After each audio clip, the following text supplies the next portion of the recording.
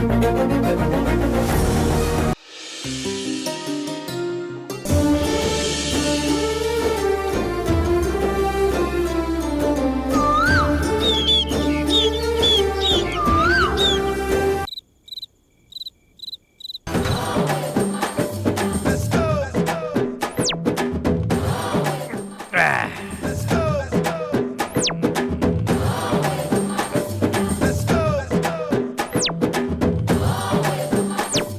గ్లాసులో మందు పోసుకొని తాగితే సగం లాగిపోయిన నా గతం గుర్తుకు రావట్లేదు.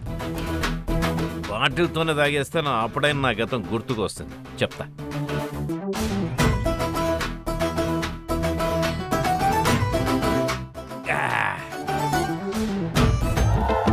గతం రా రా చెప్తున్నాగా రా. అక్కడ అయిపోయావండి. ఆల్రెడీ సగం వరకు వచ్చేసావు కదా, మొత్తం వచ్చి పిల్లలు నీళ్లలో దొరికారు. హాస్పిటల్కి తీసుకెళ్ళాను, పోలీస్ స్టేషన్కి తీసుకెళ్ళా.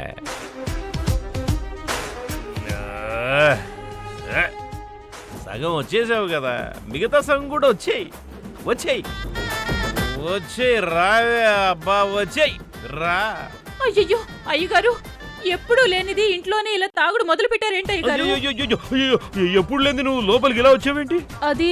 అది కాదు అయ్యగారు, ఇలా తాగితే మీ ఆరోగ్యం ఏమైపోతుంది అయ్యగారు? నా ఆరోగ్యమా? నా ఆరోగ్యం పాడైపోతుందని చెప్పడానికి నువ్వెవరు? అయ్యగారు అడిగేది నిన్నే. నువ్వెవరు? అయ్యగారు నేను పంకజన్ అయ్యగారు. ఏ పంక? అదే అయ్యగారు, మీ ఇంట్లో 20 ఏళ్లుగా పని చేస్తున్న మీ పని మనిషిని అయ్యగారు. అంటే నువ్వు పని మనిషివేగా? నా పెళ్ళానివి కాదుగా? కాదయ్యగారు. అయితే నా పెళ్ళాని పిలువు.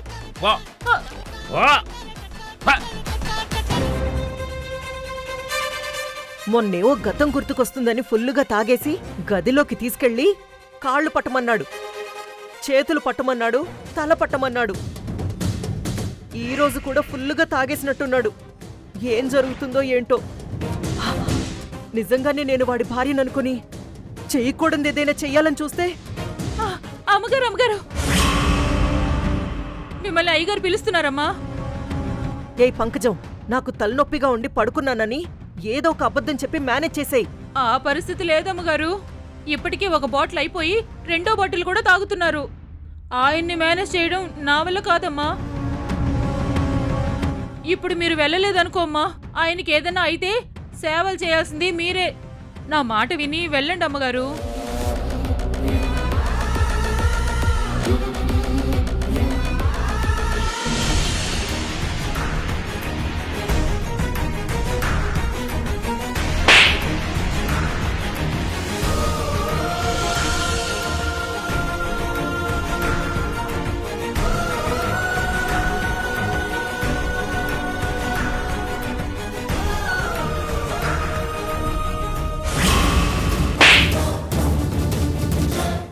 ఒకప్పుడు నిన్ను ప్రేమించాను కదా అని నీ మెడలో తాళి కట్టానని నీ ఇష్టం వచ్చినట్టు ఈ ఇంట్లో ఉంటానంటే కుదరదు.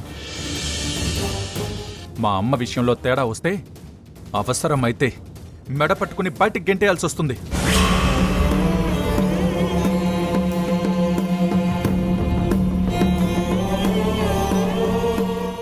సారీ ప్రియా, నేను తప్పు చేశాను. నీ పైన చేయి చేసుకోవాల్సింది కాదు, కానీ నువ్వు మా అమ్మని ఎదిరించి మాట్లాడేసరికి నాకు కోపం వచ్చింది. కంట్రోల్ చేసుకోలేకపోయాను. ఆవేశం వల్ల అనుకోకుండా కొట్టేశాను. నన్ను క్షమించు ప్రియా. కొట్టడం, అనాల్సిన మాటలన్నీ అనడం, సారీ చెప్పడం నీకు ఈ మధ్య బాగా అలవాటైపోయింది కృష్ణ. ఎలాగో ప్రాణంగా ప్రేమించాను.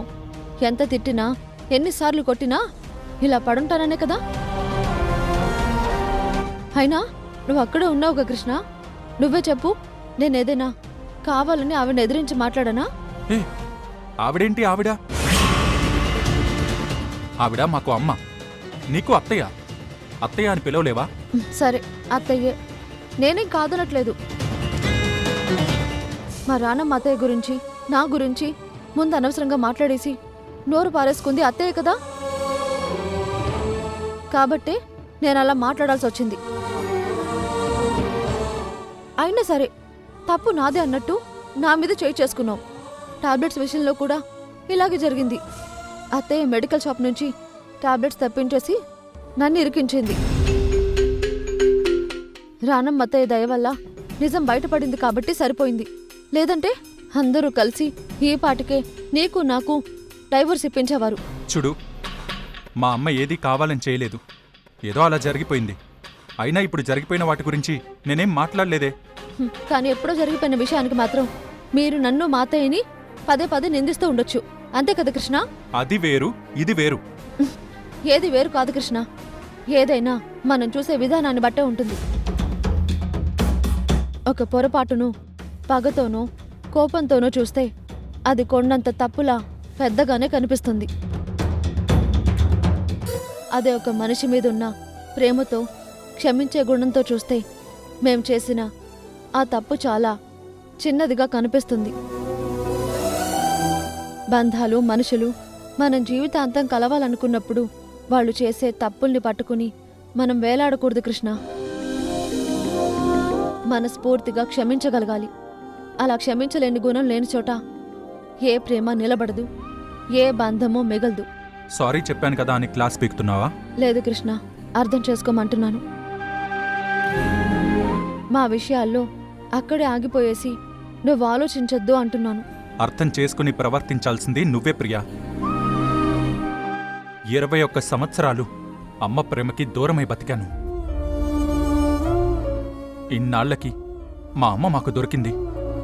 ఆ అమ్మను నువ్వు ఎదిరించి మాట్లాడుతుంటే ఒక కొడుకుగా ఇంక నన్నేం చేయమంటావు? అప్పటికి నీ గురించి కూడా ఆలోచించి నిన్ను కొట్టినందుకు సారీ చెప్తుంటే అర్థం చేసుకోకుండా, సరే నిన్ను కొట్టి బాధ పెట్టాను కాబట్టి నువ్వు నాకేదైనా పనిష్మెంట్ ఇవ్వు. ఏం పనిష్మెంట్ ఇచ్చినా ఓకేనా? ఓకే. అయితే గుంజుళ్ళు తీ.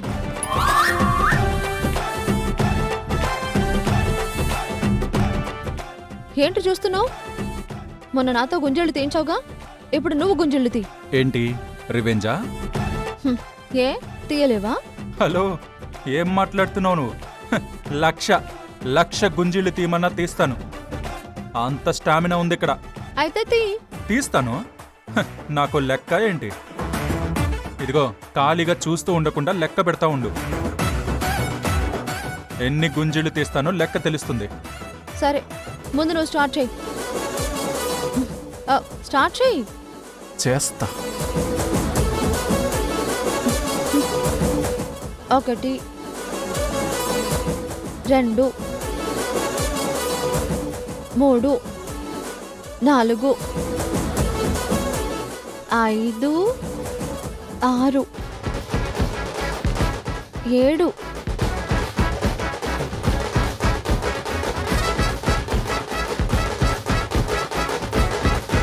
నువ్వు రావు కదా, ఈ మంది ఎంత తగినా నువ్వు రావు కదా. నేను చెప్తా, నీ సంగతి చెప్తా. ఈ మందు తాగుతుంటే నువ్వు రావట్లేదు, ఈ మందును నెత్తిన పోసుకుంటూ వస్తావేమో. నేను చెప్తా. ఏమండి, ఏమండి? ఆగండి. అబ్బా, ఏమండి, ఏం చేస్తున్నారు మీరు? గతం గుర్తుకు రావాలంటే ఇలా చెయ్యాలని ఎవరు చెప్పారండి మీకు?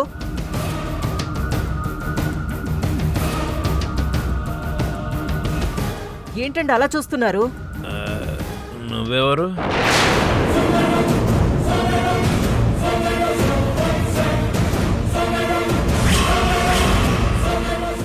నాకు గతం గుర్తొచ్చేసింది.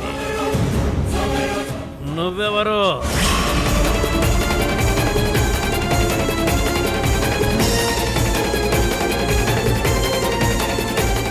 నేను ఇక్కడ మాట్లాడుతుంటే నువ్వు అటు చూస్తావంటే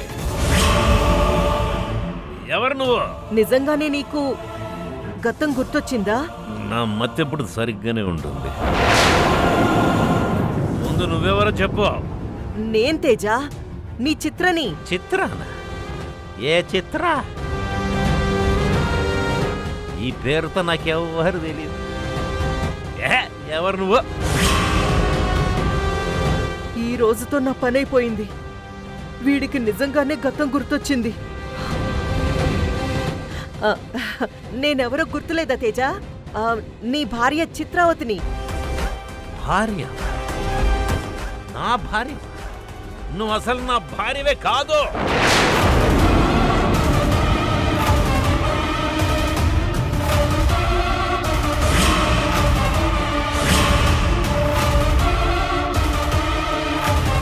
ఇంకెవరు మరి? నీ భార్య ఆ రాణం అనుకుంటున్నావా? రాణమెవరు? అమ్మయ్యా, వీడికి గతం గుర్తొచ్చినట్టు లేదులే. ఈ మందు తాగడం వల్ల ప్రస్తుతాన్ని కూడా మర్చిపోయినట్టున్నాడు. బ్రతికించాడు. తేజ, నేను నీ భార్య చిత్రని. అప్పట్లో మనమిద్దరం ప్రేమించుకుని పెద్దల్ని ఎదిరించి గుళ్ళో పెళ్లి చేసుకున్నాం. నిజమా? అవును తేజ. మనకి 3 పిల్లలు కూడా పుట్టారు. కృష్ణ, కార్తీక, కావేరి. పిల్లలు 3 గుర్తున్నారు, కానీ నువ్వే గుర్తుకు రావట్లేదు. తేజ, ఇలా అన్ని సగం సగం గుర్తు పెట్టుకుని భార్యని నన్ను మర్చిపోతే ఎలా చెప్పు?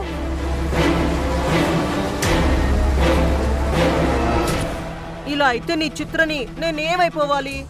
నేను కూడా ఏమైపోవాలి? నువ్వు నా భార్య చిత్రవా? హా, నేనిప్పుడు నీ మెళ్ళో తాళి కట్టాను.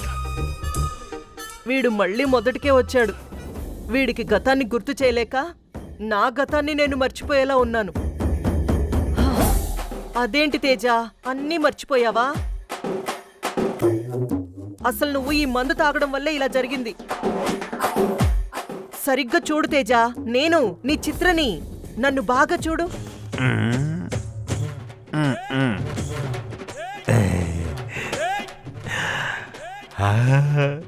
గుర్తుకొచ్చింది. నువ్వు చిత్రవి కదా? నా భార్య చిత్రవి కదా? అమ్మయ్యా, గుర్తొచ్చాను. ఆడెవడో ఏదో చెప్పాడు, మందు తాగితే గతమంతా గుర్తుకొస్తుందని. మరి నాకేంటి చిత్ర? ఆ మందు తాగితే ఉన్న సగమతి కూడా పోయింది నాకు. మందు తాగితే అంతే తేజ. అందుకే ఇక మీదట మీరు ఈ మందు ముట్టుకోవద్దు. లేచెళ్ళి పడుకోండి. ఏంటి? లేచెళ్ళి పడుకోవాలా? నిజం చెప్పు, అసలు నువ్వు నా భార్యవేనా? మళ్ళీ అలా అంటావేంటి తేజ? లేకపోతే ఇంత మందు తాగిన వాడిని నాకు నేనుగా ఎలా పైకి లేస్తాను? పైకి లేదు, పట్టుకో. అసలు నా భార్యగా నువ్వేం చేసావు చెప్పు ఇప్పటి వరకు? ఇప్పుడు నన్నేం చేయమంటావు చెప్పు తేజ. నన్ను పైకి లేదు. ఈ ఆస్తి మొత్తం కొట్టేయాలని నేనొస్తే పని మనిషిని చేసి వీడు నాతో సేవలు చేయించుకుంటున్నాడు.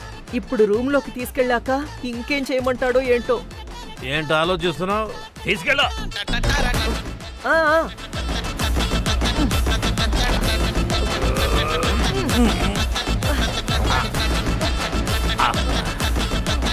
పదండి.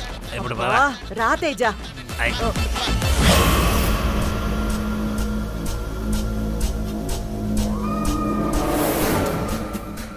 ఒక్క నిమిషం.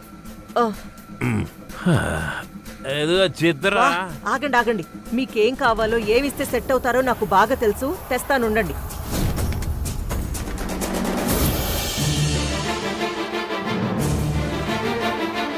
ఎంత స్టామినా ఉన్నా కొంచెం కష్టమే.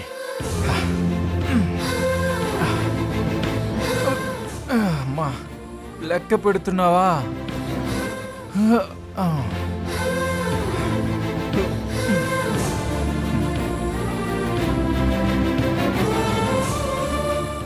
గుంజిళ్ళని లెక్క పెట్టమంటే నువ్వు హాయిగా నిద్రపోతున్నావా? నిన్ను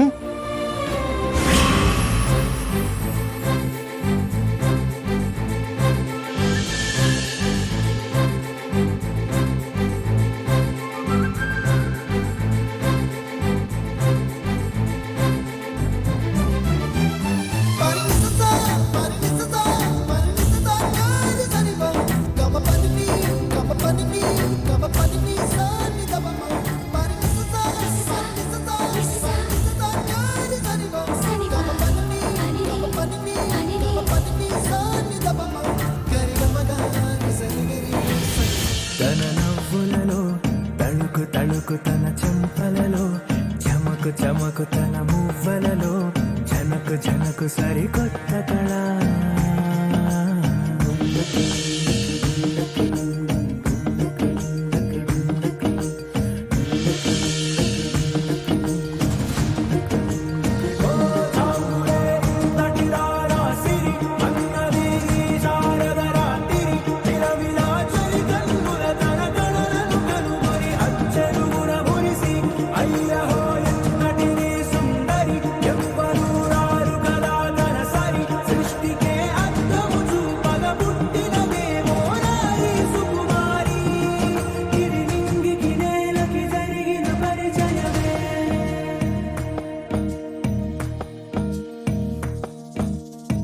తెరదాటి చెరదాటి వెలుగు చూస్తున్న భామని, సరిసాటి ఎదమీటి పలకరిస్తున్న శాముని, ప్రియమారా గమనిస్తూ పులకరిస్తోంది ఆవిని. కలబోసే ఊసులే విరబూసే ఆశలై, నవరాత్రి పూసిన వేకువరే కలు రాసిన దీనవనా.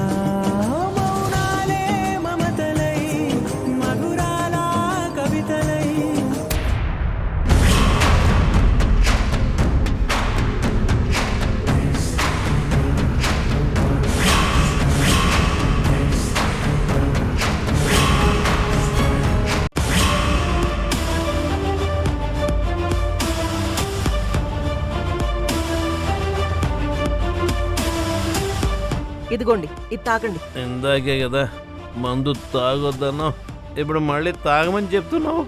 ఇదే లాస్ట్ పెగ్. తాగండి. ఇప్పుడు నువ్వు నా అసలైన పెళ్ళాం అనిపించుకున్నావు. తాగండి తాగండి. ఇది హ్యాంగ్ ఓవర్ బోర్డు అని తెచ్చావు కదా. బాగుంది.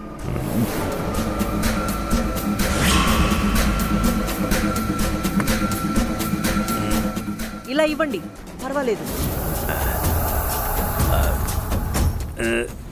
ఇప్పటిదాకా తాగిన మందు కంటే ఇప్పుడు నాకు ఇచ్చిన లాస్ట్ బ్యాగ్ మాత్రం సూపర్ కిక్. ఓకే ఓకే, పడుకోండి పడుకోండి పడుకోండి. పడుకోవాలా? అబ్బా అలా కాదు, ఆగండి ఆగండి. ఇటు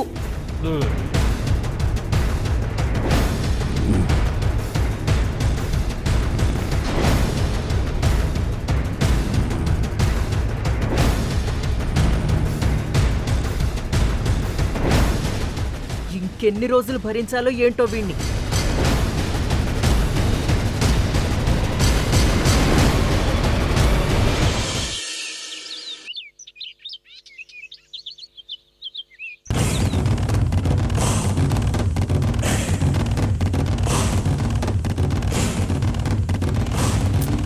నా ఫోన్ స్విచ్ ఆఫ్ అయిపోయింది.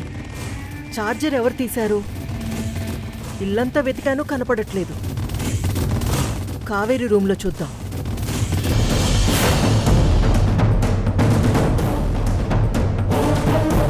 ఓ, ఛార్జర్ ఇక్కడుందా?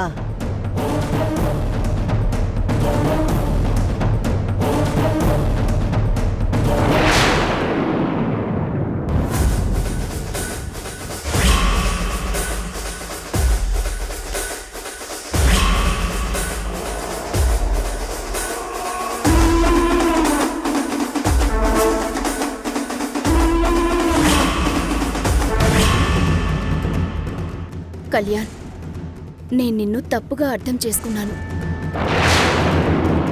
మా అక్క తన ప్రేమని నాకు చెప్పిన తర్వాతే మన మధ్య వచ్చిన అపార్థాలకు కారణం మా అక్క అని, జరిగిందంతా వెనక నుండి నడిపించింది మా అక్క అని నాకు అర్థమయ్యింది.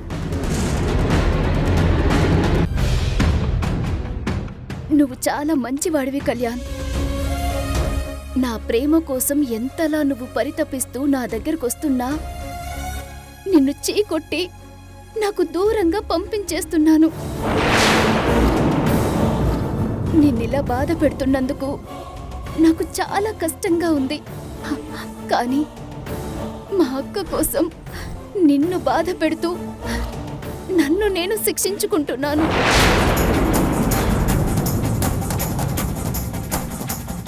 ఒక్కోసారి నా మనసుకి గొంతు చించుకొని నేను కళ్యాణ్ని ప్రేమిస్తున్నాను, తనతో నా పెళ్లి చెయ్యండి అని. అరిచి చెప్పాలనిపించేది. కానీ అక్క ప్రేమ గుర్తొచ్చి నా గొంతు మూగబోతుంది. నీ ప్రేమ నాకు దక్కినా దక్కకపోయినా నువ్వు జీవితాంతం నా గుండెల్లోనే ఉంటావు కళ్యాణ్. అలాగే నేను నీ గుండెల్లో ఉంటానని నాకు తెలుసు. కానీ వద్దు కళ్యాణ్, ఎందుకంటే మా అక్క నిన్ను ముందు ప్రేమించింది. పైగా నేను మా అక్కకి మాట కూడా ఇచ్చాను. అందుకే నీ మీదున్న ప్రేమని చంపుకున్నాను. నువ్వు మా అక్కతోనే ఆ 7 అడుగులు వేసేలా చెయ్యాలని నేను నిర్ణయించుకున్నాను. I'm sorry Kalyan, and I love you for ever and ever. ఇన్ని రోజులు అందరూ కళ్యాణ్ కార్తిక ప్రేమించుకుంటున్నారు, వాళ్ళ పెళ్లి జరిపించాలని అనుకుంటూ ఉంటే ఇక్కడ కథ రివర్స్ అయిందేంటి? వీళ్ళ ముగ్గురి మధ్యన ఇంత జరుగుతూ ఉంటే ఈ ఇంట్లోనే ఉంటూ నేను కనిపెట్టలేకపోయానా? ఛ నేను ఈ ఇంటికొచ్చాక వీళ్లలో వీళ్ళకి ఎలా గొడవలు పెట్టాలో ఇంతవరకు నాకు అర్థం కాలేదు. ఇన్నాళ్లకి వాళ్ల మధ్య దీపాలంటించడానికి సరైన మ్యాటర్ దొరికింది. ఈ చిత్రావతి ఆటలు ఎలా ఉంటాయో ఇక మీదట చూపిస్తాను. ధర్మతేజ గారు, మీకు గతం గుర్తుకు రాలేదు.